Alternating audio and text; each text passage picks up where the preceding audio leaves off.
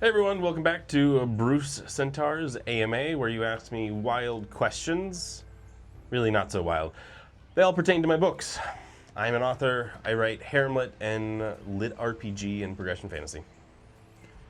All right. And as always, we are going to be starting with our Patreon questions first. Thank you guys. Thank you very much for being patrons. So up first is from Executive313, who asks, realistically, how many books do you plan for dungeon diving to be? I'm incredibly in love with this series, and it seems like it has so much depth and potential. Hey Executive, thank you. I get that question a lot. My fans seem to have determined that I'm going to write 4 books for each year.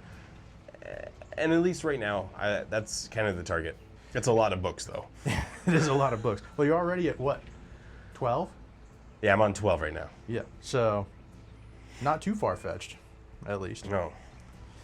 All right, so up next is from Omen, who asks, what is the most significant challenge you've had writing recently, and how did you work through or overcome it?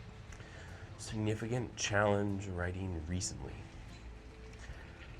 I think actually my biggest problem right now is on dungeon diving. I'm 12 books deep. And it's really hard to remember 12 books worth of information. I think Dungeon Diving 101 was written January of 2023.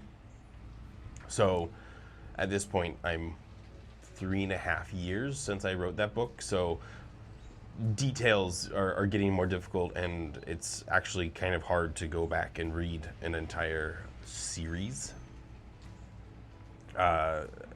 between each of my shuffles. So it's getting harder to rotate. Right now I'm trying to take better notes. I am reading more, and we're getting distracted because we're filming outside and there's a truck pulling up, so. Can't tell if he's trying to turn around and failing miserably, or... Also pretty sure he's going to do my yard. Oh, yeah. This question is from Ark, who asks, in terms of plot, what have you changed the most from your original idea? I know as a pantser, your original idea kind of goes its own route as it works, but I'm curious to see what original plans for some arcs plot points in your series were changed dramatically. This is a really hard question off the cuff. I would say rarely do things change, but the relevance often fluctuates. I might have a plot point that I'm like, yes, this is going to be the grand thing for the book. And it ends up being somewhat minor, and something else sort of takes the shine. Again, I'm a pantser, and there's really not a whole lot of plan in place. I know some people might cringe at the idea that I make this up as I go, but yeah, I can't think of anything like a specific example off the cuff of my head where I thought it was going to be the biggest thing ever, and it just kind of washed out. All right. Up next is from CL, who asks, apologies if this has been asked before, but would you ever consider a series where one or more of your protagonists face off and or team up? Yeah, so I've more than once been asked if I can do a, what's the Marvel where they all get together? Like a Civil War? Or a... What was the big one where they fought Thanos? Oh, I don't know, man. I don't Endgame? Yeah, people ask if I'm going to do a Marvel team up, a Marvel Endgame, and do a big thing, and I think the answer is going to be no, simply because the complexity, the number of characters that would have to be on screen at the same time. Yeah, it just, there's harem's Achilles heels already, that I have too many main characters with the harem. To throw a second storyline's characters in there, I think is going to be difficult to convey everything appropriately. All right. And from Eric, who asked, will Crimson ask the Orkai for assistance in unlocking her class? Last we knew she was still an aberrant. Surely the Orkai know her class, and as Des stated, class locked skills are always the best. It would definitely be a boon to Crimson to get her class skills, wouldn't it? You know how I talked earlier about how there are some things that I forget? You tell me Crimson's aberrant, I'm like, yeah, she is. And I'm like, oh, I never really followed that up with the plot line, did I? So maybe I will. Maybe I'll pretend it happened off screen. It's definitely something that's worth exploring. I might actually go add that to my notes today. All right. And this one is from Fifth God, who asks, what was your inspiration for Morgana? And also, when is the Kickstarter for the last Dragon's Justice badge? You didn't see it because he's off camera, but Chris's massive grin as he asked that question. Oh, there was some smug satisfaction there. So first off, Morgana inspiration. I don't know. There are so many leather-clad badasses in the world. Whether we talk about Xena, whether we talk about I don't know, like Black Widow, those sort of characters are definitely come to the forefront when I think of who inspired Morgana. There is no singular character that like is Morgana. I was reading Dresden Files actually when I wrote most of Dragon's Justice for some structure cues, and so I can't think of anyone in that series that would have been Morgana. And then the second question, when is the third round Dragon Justice Kickstarter? Well, I had promised it was going to be April 20th. That has not come to fruition, as Chris is very happy to say I told you so. That means we are actively working on trying to get it out. I will put out announcements for the landing page that'll let you click and give your email, and so that it'll send you a notification when it goes live. I'm hoping to have that up at a bare minimum by May 20th. And then that's all I'm going to promise at this point in time so that Chris doesn't get another I told you so moment. Stay tuned. There will be plenty of notice. I will spam all of my stuff for it. Yep. But it's coming, and we're actively trying to get it out there. And our last Patreon question from Bugkill5700, who asks, is there a chance that you'll ever do another Dragon's Justice book? No. I will not be writing Dragon's Justice 10. I will be writing, with this Kickstarter, hopefully a 6-ish chapter novella that'll most likely take the form of one of Zach's children or Zach, and give you a little bit more closure for the series, if anything. I'm not going to revisit that story. There was at one point a thought to revisit the world, but I think I'm just rotating off to so many other things that it's not currently on the docket for anytime soon. All right.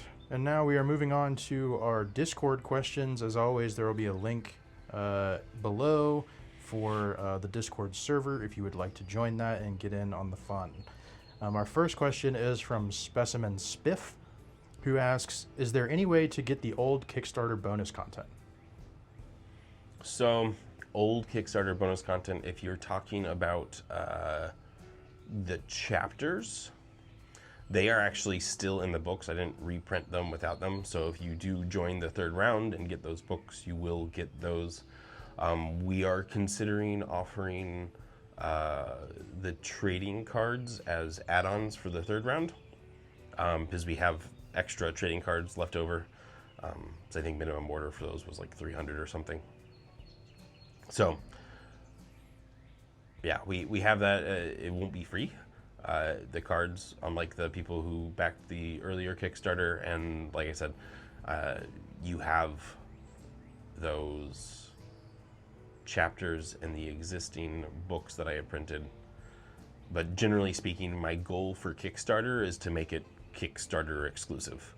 I'm not looking to take anything I'm giving away on Kickstarter, whether it be bonus or whether it be the main content through other means. All right, our next question is from Von Wolfhouse, who asks, have you ever considered a collaboration with other H-Lit authors? Yeah, someone asked this a couple months ago, and out of that, one of the H-Lit authors hit me up and wanted to talk about it, and conceptually, they wanted me to sort of plot and come up with the ideas and publish it and stamp my name on it while they did most of the writing. I found myself somewhat uncomfortable with that concept and sort of backed away. It was less of a collaboration, more of almost like a ghostwriting or sort of situation, and I didn't particularly find that worthwhile, both from something to enjoy or to do for my brand. So I backed away from that opportunity. I don't see myself taking another opportunity, at least not in the near future. Next up is from AcidBurn606, who asks, how many books did you write before you were able to write one book per month? Oh, so I wrote my first book when I was 16 years old. Kidding. No, so when I started my run-up to launching Bruce Sentar, I took 14 months to write a 63,000-word book, which is Legendary Rule 1. It took me 9 months to write Legendary Rule 2, and then 5 months to write Monomaster. When I wrote Monomaster and I did that, I created a template that then I used to write Monomaster 2 and 3, both in 2 months. And then I know I wrote Tao, and then I wrote, I was writing Tao in another 2-month cycle when I quit my job and I went full-time. And then I wrote Legendary Rule. I think I was probably not till like 6 or 7 books that I was writing a book a month. I'm still not clearly at book a month. When I actually do my tracking, I tend to write a book every 5 weeks right now, is the actual timing, which is why I take these skip months from time to time, because I try and do monthly, but it doesn't quite work out. All right. Next up is from Insidious, who asks, are we going to get a different voice acting pair for Escaping Gravity audiobooks? So for Escaping Gravity, I offered it to Jessica Threet and said I wanted a new male narrator, and she came back with a guy named Corvin King, who's been doing a lot of romance and things of that nature, but he wants to get into harem lit or lit RPG, and so I looked at him. He sounds good. Gets Jessica Threet seal of approval, and so they will be doing Escaping Gravity. In the future, after that, I will most likely get a new pair. I have now said that to some narrators, and I've been throwing a lot of options, but I think the next series after that will come. But I will be trying to rotate the pairs, because I was getting the feeling people were getting sort of some fatigue or too many books with the same narrators, and they were starting to blend together. So I will be trying to rotate out to a new pair for each book here, each series. All right. Next up is from Fuzzy Gremlin, who asks, have you considered putting out omnibus versions of your finished series like Legendary Rule? I'd love to be able to just binge the entire series in one package. Yes, so I did some omnibus for Mana as a test. And my view on the omnibus is it didn't really garner much attention to necessarily be worth it, and it sort of cannibalized some sales on Mana 1, 2, 3. And the way Amazon works, everything works better if you just push everyone to a single object so that it gets more algorithmic lift. So the omnibus, I'm concerned, will make Amazon lose interest in some of the original books. All right, and we are running a little bit long, so I'm going to ask one last question. This is from Sloppy Bro, who asks, hey Bruce, I love when you do chapters from the harem member perspectives. Are those more difficult to write, and are you planning to include more? Hey Sloppy, I like those chapters too. I think they add a lot of depth, they add a lot of dimension to the story. I don't always do them because I feel like there needs to be a requisite amount of emotion and emotional conflict and trajectory to make that chapter really land and be worth it. Secondarily, sometimes I feel a little weird that the only time I do a female perspective is to kind of gush about the MC. So that holds me back a little bit. I'll try and do more. I need to do more. I like them. Yeah. Does that answer the question? I think so. Yeah, okay. All right, well, that's going to do it for this session. Thank you guys again for your questions, and we will see you guys next time. Thank you again, everyone. Bye.